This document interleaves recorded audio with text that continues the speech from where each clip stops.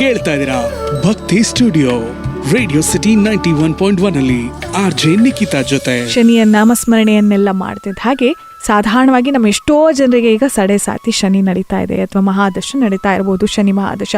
ಈ ಸಮಯದಲ್ಲೆಲ್ಲರೂ ಅರ್ಚಕರು ಅಥವಾ ಮನೇಲಿ ಹೇಳೋದು, ಶನಿವಾರ ದಿನ ಹನುಮಂತನ ದೇವಸ್ಥಾನಕ್ಕೆ ಹೋಗು, ಅಲ್ಲಿ ಎಳ್ಳೆಣ್ಣೆ ನೀಡು, ಮುಖವನ್ನು ನೋಡಿಕೊಂಡು ದೇವರಿಗೆ ಅರ್ಪಿಸು, ಅಥವಾ ಎಳ್ಳನ್ನು ನೀಡು ಅನ್ನೋ ಶನಿ ದೇವಸ್ಥಾನಕ್ಕೆ ಹೋಗಿ ಇದನ್ನೆಲ್ಲ ಹೇಳ್ತೀವಿ. ಹನುಮಂತರ ಆರಾಧನೆ ತುಂಬ ಮುಖ್ಯ. ಶನಿಯ ಯಾವುದೇ ಕೆಟ್ಟ ಪರಿಣಾಮಗಳು ನಮ್ಮ ಮೇಲೆ ಬೀರಬಾರ್ದು ಅಂತ ಹೇಳಿದ್ರೆ ಹನುಮಂತನ ಆರಾಧನೆ ಮಾಡಬೇಕು ಅಂತ ಹೇಳ್ತಾರೆ ಅಲ್ವಾ. ಏನಕ್ಕೆ? ಹನುಮಂತನಿಗೂ ಮತ್ತು ಶನಿಗೂ ಇರುವಂತಹ ನಿಕಟವಾದಂತಹ ಸಂಬಂಧ ಏನು ಸಂಕ್ಷಿಪ್ತವಾಗಿ ನಾವು ತಿಳ್ಕೊಳ್ಬೇಕು ಅಂತ ಹೇಳಿದ್ರೆ, ತುಂಬ ಹಿಂದೆ ರಾವಣ ಶನಿದೇವನನ್ನು ಬಂಧಿಸಲಾಗಿರುತ್ತೆ. ಒಂದು ಸನ್ನಿವೇಶ ಅಂಥದ್ದಾಗಿರುತ್ತೆ. ಅದರ ಕಥೆಗಳನ್ನು ನಾವು ಹಿಂದೆ ಕೇಳಿದ್ದೀವಿ ಕೂಡ, ಮುಂದೊಂದಿನ ಮತ್ತೆ ನಾನು ನಿಮಗೆ ತಿಳಿಸ್ಕೊಡ್ತೀನಿ.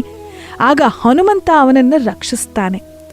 ಆಗ ಶನಿದೇವ ಕೃತಜ್ಞಾಪೂರ್ವಕವಾಗಿ ಹನುಮಂತನ ಆರಾಧನೆ ಮಾಡಿದವರೆಲ್ಲರಿಗೂ ಕೂಡ ನನ್ನ ಸಡೆ ಸಾತಿ ಶನಿ ಮಹಾದಶೆ ನಡೀತಾ ಇದ್ರೆ ನನ್ನ ಕಷ್ಟಗಳಿಂದ, ಅವರ ಬದುಕಿನಲ್ಲಿ ಬರುವಂತಹ ಕಷ್ಟಗಳಿಂದ ರಕ್ಷಣೆ ಸಿಗುತ್ತೆ ಅಂತ ಹೇಳಿ.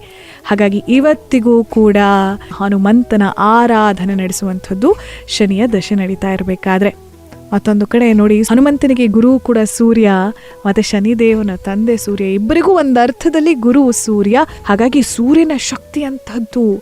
ಮಾನಸಿಕವಾಗಿ ದೈಹಿಕವಾಗಿ ಏನೇ ತೊಂದರೆಗಳಿದ್ರೂ ಕೂಡ ಅದನ್ನು ದೂರಗೊಳಿಸುವಂತಹ ಶಕ್ತಿ ಆ ಸೂರ್ಯನಿಗಿದೆ. ಹಾಗಾಗಿ ಹೇಳುವಂಥದ್ದು, ಸೂರ್ಯನಿಗೆ ನಮಸ್ಕಾರವನ್ನು ನಾವು ಸಲ್ಲಿಸಬೇಕು ಅಂತ ಪ್ರತಿದಿನ ಕೃತಜ್ಞತಾಪೂರ್ವಕವಾಗಿ ಸೂರ್ಯದೇವನನ್ನು ನೆನಪಿಸಿಕೊಳ್ತಾ ಸೂರ್ಯನಿಗೆ ನಾವು ಅರ್ಘ್ಯವನ್ನು ನೀಡುವಂಥದ್ದು. ಇರಲಿ, ಈಗ ನಾವು ಹನುಮಂತನ ಬಗ್ಗೆ ತಿಳ್ಕೊಳ್ತಿದ್ದ ಹಾಗೆ ಯಾವುದೇ ಪರಿಣಾಮಗಳಿಂದ ರಕ್ಷಣೆ ನಮಗೆ ಬೇಕು ಅಂತ ಹೇಳಿದ್ರೆ ಹನುಮಂತನ ಆರಾಧನೆ ಮಾಡ್ತೀವಿ. ಹಾಗಾಗಿ ಇವತ್ತಿನ ದಿನ ಒಂದು ಹನುಮಂತನ ಆರಾಧನೆ ಮಾಡ್ತೀವಿ, ಹನುಮಂತನ ನಾಮಸ್ಮರಣೆ ಮಾಡ್ತೀವಿ. ಹನುಮಾನ್ ಚಾಲೀಸವಂತೂ ಈ ವರ್ಷ ಪ್ರತಿದಿನವೂ ನಾವು ಕೇಳಬೇಕು ಅಂತ ಹೇಳಿ ನಾವು ಮಾತಾಡಿದ್ದು ಆಯಿತು. ಈಗ ಇವತ್ತಿನಿಂದ ಒಂದು ಹೊಸ ಸರಣಿಯನ್ನು ಪ್ರಾರಂಭ ಮಾಡ್ತಾ ಇದ್ದೀನಿ.